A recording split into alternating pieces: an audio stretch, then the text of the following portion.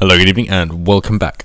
Woke soldiers moan about a lack of plant-based options in the armed forces and having to buy their own vegan Doc Martens because they refuse to wear commissioned cowhide boots. Now, the Ministry of Defence calls himself a inclusive employer, which is to say that they try and cater for all sorts, and I mean, every definition of cater that you may wish to attend to here. And by all means, that's perfectly fine. Not something that they should really be prioritising, but nonetheless, by all means, let us give them the benefit of the doubt and suggest, optimistically, that they are inclusive because they're giving equality of opportunity. Fantastic. Anybody can join. We don't care about your previous life experience, is essentially what they're saying. Cool. However, you just need to be able to fulfill these basic criteria.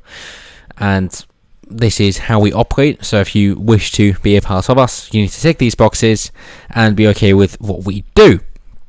Happy days. Are you okay with being paid to kill people? So yes or no? Yes, okay, cool. Maybe sadistic, we have to do some more questions there, but nonetheless, okay, cool. Good soldier is not fired because of what is in front of him, but because of what is behind him. Churchill, of course. And are you aware that if you're out on deployment, if you're out in the field, then you might struggle to get rations or food because you've been away from your depot or drop-off point or supply chain for a while, and therefore will have to forage and find whatever you can in the wild. So yeah, you're okay with that? Fantastic. And are you happy to develop the skills in order to be able to survive for extended periods of time without communication from your CO? Yes. Brilliant. So that probably means you're going to have to learn how to kill, skin, cook and eat wild animals like rabbits. Is that okay? No. Okay, never mind then. Thanks for trying. Find something else to do. So you're okay with killing people? Yeah. Okay. Animals as well, yeah, of course. No? Oh. Okay. Right, and now you want to buy some plastic instead to be environmentally friendly. Okay, cool. And where is this imitation faux leather plastic coming from? Coming from China, right. Do you know who the biggest threat is at the moment for our army? China. We're not really in the mood for supporting them. Okay, and also, just bear in mind with any of this, of course, that the whole point of the army is that it is more difficult things, that you're not going to be able to cater to their whims. So, when they say here that the Vegan Society say they've received several complaints from serving officers. Resign. Soldiers buying vegan leather Doc Martens over standard issue cowhide boots. Sure, if you want, if they do the job, as long as they adhere to the uniform standards. And charity claims numbers wanting plant-based diet and lifestyle is increasing. Yes, and it is very sad to say, no doubt. It is nice, though, that not only vegans are having a hard time, but also people wanting halal or kosher food. But let's be real, there aren't that many wanting halal, seeing as more British Muslims join ISIS than they do the British Army. Last I checked 4 times, but let's hope that number has gone down. And they say that although ordinarily it is quite easy to get vegan food, it's when you're out on deployment that it seems to be more difficult to do it. So yes, supply chains, what do you bloody expect? And the same goes then for if you do have dietary requirements like halal or kosher or veganism. But of course, the same goes the opposite way, that if you're more of a carnivorous diet, if you only eat beef for example, then you're going to have more difficulty when out on deployment, because you're going to be given whatever they've got to hand, and it's not just going to be beef, for example, and you can't please everybody. Of course not. You're going to have some people that are against halal slaughter, myself included. You're going to have some who only want that, only want kosher, only want vegan, only want meat, only want fish, and so on. And you're not going to be able to please everybody, obviously. The point of the army and uniform, of course, one form, it isn't just the dress code, but it is themselves as well.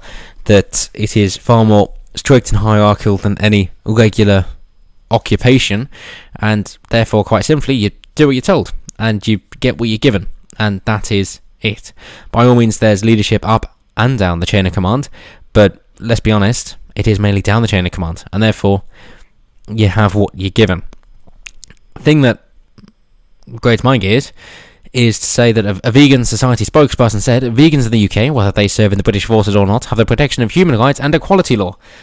And here's, as an aside, quite an important point, at least in my mind, which is that the equality law is never about equality. Let's be frank. I mean, you might be able to find an exception to the rule, in which case, well done, you probably wasted your time because you've missed the point. But the point of using the phrase of equality law, when they know that it is not about equality, not in the slightest, is that they know that the inequality that they're going for is not going to be well perceived by the public, and they wouldn't receive nearly enough support if they were to be honest with what it is. Unequal treatment under the law, after all. Special privileges. If they call it a special privilege law for our lobbying group because we're bribing your officials, that's not going to go down very well, even though it is true.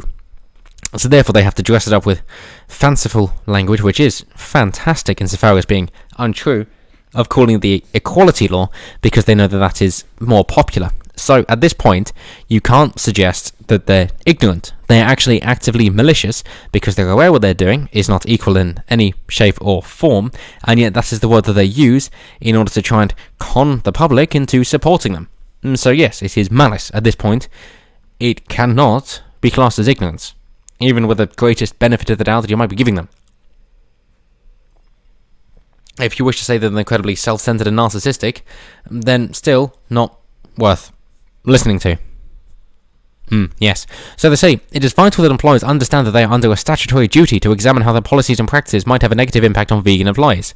Obviously, they're focused on their vegan society, but nonetheless, what if somebody is anti-vegan, as I say, if they are carnivorous? Does the same apply to them? Well, no, of course not, because the carnivorous society doesn't exist. And even if it did, it doesn't have nearly the large amount of backing or political sway or lobbyist money in order to enact the policies that they would wish to enact to try and get people on a carnivorous diet and help them out in that way. So it is all, quite simply, bullshit.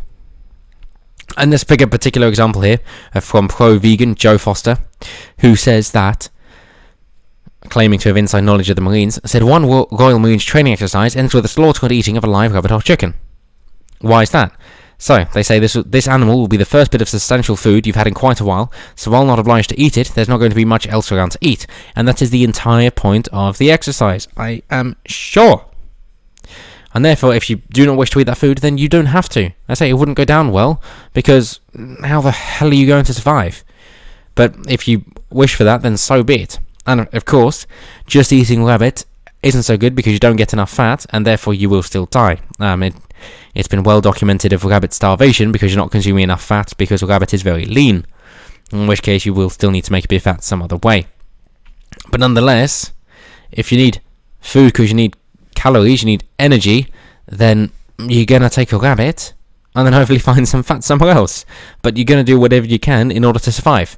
So people are saying, nah, because I've got this particular